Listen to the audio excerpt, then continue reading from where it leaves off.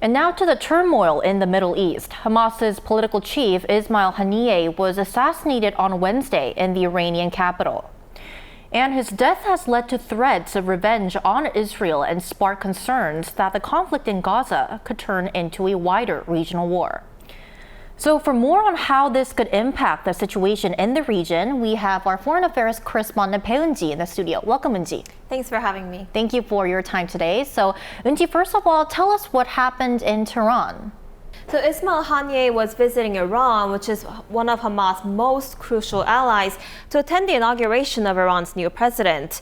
The 62-year-old was the international face of Hamas and is the highest-ranking Hamas official killed by Israel since the militant group's October 7th attack last year. The funeral for Haniyeh took place in Tehran this week, with Iran's supreme leader, Ayatollah Ali Khamenei himself leading the prayers. Thousands of people gathered on the streets of Iran's capital to mourn the Hamas leader. Right, and following this, I heard that the Iran's leader has actually ordered a revenge attack on Israel, which seems pretty serious because it could escalate into a wider war in the region, right?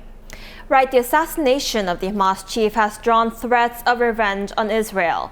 Citing three unnamed Iranian officials, the New York Times said Iran's supreme leader gave an order to attack Israel at an emergency meeting of the country's Supreme National Security Council on Wednesday morning, shortly after Tehran announced that the Hamas chief had been killed. It also reported that Iran is considering simultaneous attacks from other countries where it has allied forces, including Yemen, Syria, and Iraq, to maximize the impact of their retaliation.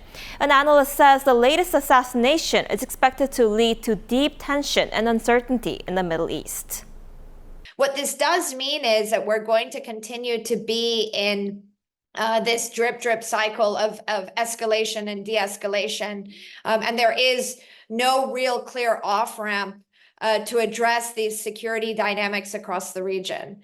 And effectively, without addressing the conflict between Israel and Iran, there will be these ebbs and flows for the coming months, if not longer.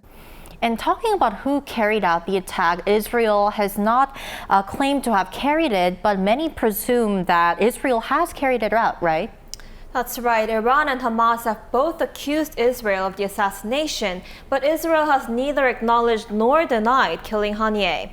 The Israeli Prime Minister simply vowed to respond forcefully to any attack on the country. We are prepared for any scenario and will stand united and determined against any threat. Israel will exact a heavy price from any aggression against us on any front. And tell us about the response from other countries. Although Iran has held the U.S. responsible for the assassination, the U.S. has denied involvement. The State Department says it still believes a ceasefire deal is achievable and that the U.S. is going to continue to urge restraint to all parties to avoid an escalation into a wider regional conflict.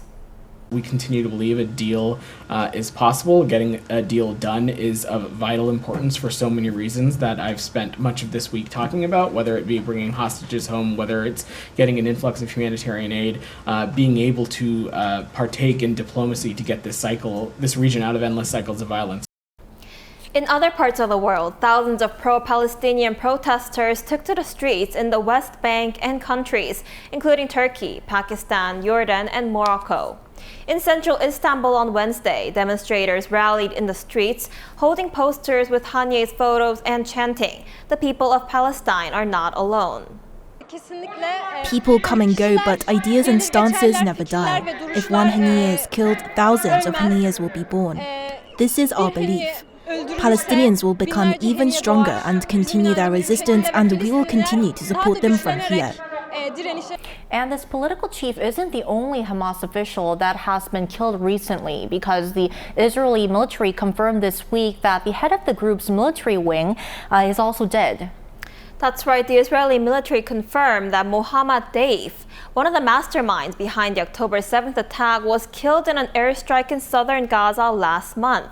Israel's defense minister called Deif the Osama bin Laden of Gaza and called his death a significant milestone in the process of dismantling Hamas as a governing authority in Gaza.